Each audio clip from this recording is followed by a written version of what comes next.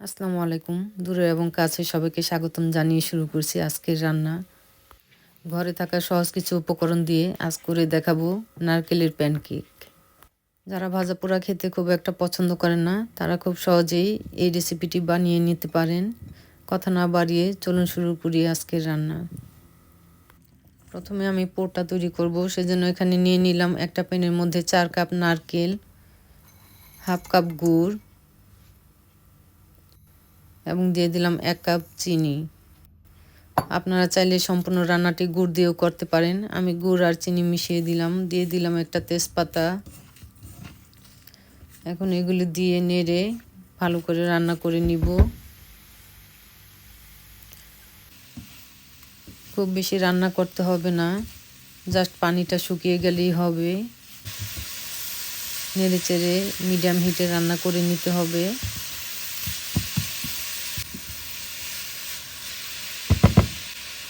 এখন দিয়ে দিলাম সামান্য একটু লবণ, দিয়ে দিলাম 1/4 কাপ গুঁড়া দুধ স্বাদ বাড়ানোর জন্য। যারা এখনও আমার চ্যানেলটি সাবস্ক্রাইব করেননি, প্লিজ সাবস্ক্রাইব করে দিবেন। এখন আমি দিয়ে দিলাম সামান্য এলাচ গুঁড়া। এখানে আমি একটু বেশি করে নারকেলের পুরটা তৈরি করছি, কারণ আমি অন্য আরেকটা পিঠা বানাবো একই পুর দিয়ে। এই নারকেলের পুর দিয়ে আপনারা বিভিন্ন পিঠা তৈরি করতে পারেন। পানিটা শুকিয়ে গেছে, এখন আমি নামিয়ে নিব। তেজপাতাগুলো ফেলে দিচ্ছি।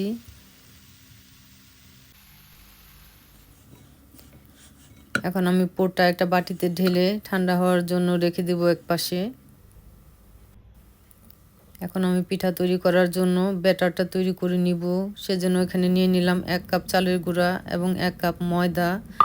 আপনারা চাইলে শুধু ময়দা দিয়েও এই ব্যাটারটা তৈরি করে নিতে পারবেন।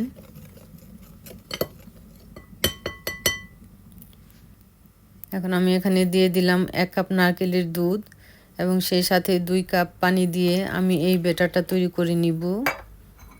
ব্যাটারটা একটু পাতলা হবে, ব্যাটারটা মোটা হলে রুটি ফেটে যেতে পারে। এখানে আমি অল্প অল্প করে পানি দিয়ে ব্যাটারটা তৈরি করে নিয়েছি। দিয়ে দিলাম একটা ডিম, সেই সাথে দিয়ে দিলাম পরিমাণ মতো লবণ। এখানে আমি 2 কাপ পানি অল্প অল্প করে দিয়েছি। আপনারা চাইলে এই ব্যাটারের মধ্যে একটু চিনিও দিয়ে দিতে পারেন, একটু মিষ্টি মিষ্টি হবে। চেষ্টা করবেন ব্যাটারটা যাতে স্মুথ হয়, কোনো রকম দানা না থাকে। আপনারা চাইলে এটাকে ছাঁকনি দিয়ে ছেঁকে নিতে পারেন। আমি এটাকে এখন হ্যান্ড ব্লেন্ডার দিয়ে একটু ব্লেন্ড করে নিচ্ছি, যাতে কোনো দানা না থাকে। আর হ্যাঁ, আপনারা নারকেল দুধের পরিবর্তে নর্মাল দুধও ব্যবহার করতে পারবেন। এখন আমি এখানে 1 টেবিল চামচ ঘি দিয়ে দিলাম। আপনারা চাইলে মেল্টেড বাটারও দিতে পারেন অথবা তেলও দিতে পারেন। ব্যাটারটা তৈরি হয়ে গেছে। এখন আমি 10-15 মিনিটের জন্য একটু রেস্টে রেখে দিব। ফিরে আসলাম 10-15 মিনিট পর। এখন আমি ব্যাটারটা নেড়ে নিচ্ছি। এরকম কনসিস্টেন্সি হবে, এরকম পাতলা হতে হবে।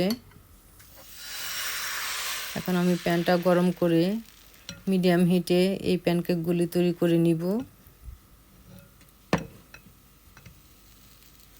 এটা ঢাকার প্রয়োজন নাই, খুব তাড়াতাড়ি হয়ে যায়। সাইডগুলো একটু উঠে আসলে তখনই উল্টে দিতে হবে, বেশি ব্রাউন করা যাবে না।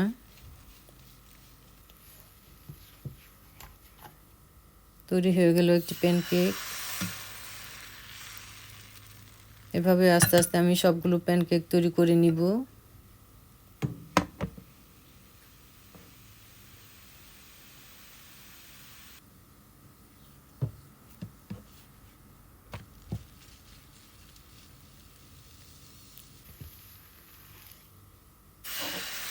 প্যানকেকগুলো তৈরি করা খুবই সহজ এবং খুব তাড়াতাড়ি হয়ে যায়। রুটিটা যেন বেশি মোটা না হয় সেদিকে খেয়াল রাখবেন।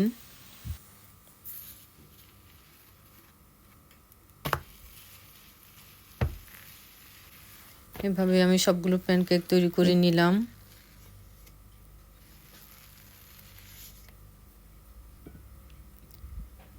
এখন একটা প্যানকেক নিয়ে মাঝখানে আমি নারকেলের পুরটা দিয়ে দিব।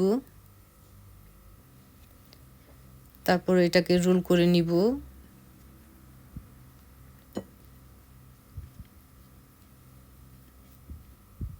ব্যাস তৈরি হয়ে গেল প্যানকেক। আপনারা চাইলে এটার ভিতরে সবজির পুর দিয়েও খেতে পারেন, যারা মিষ্টি খেতে পছন্দ করেন না। এটাকে আপনারা চাইলে জেলি দিয়েও খেতে পারেন বা নোটেলা দিয়ে খেতে পারেন। আমি এটাকে নারকেলের পুর দিয়ে তৈরি করে নিলাম। আপনাদের যেভাবে পছন্দ করে খেতে পারবেন। খুব সহজেই তৈরি হয়ে গেল নারকেলের প্যানকেক। আশা করছি আপনাদের কাছে রেসিপিটি ভালো লেগেছে। আমি চেষ্টা করি আপনাদের মাঝে সহজ এবং মজার রেসিপি নিয়ে আসতে। প্যানকেকগুলো খেতে খুবই নরম তুলতুলে। দুদিনেও এটা শক্ত হবে না।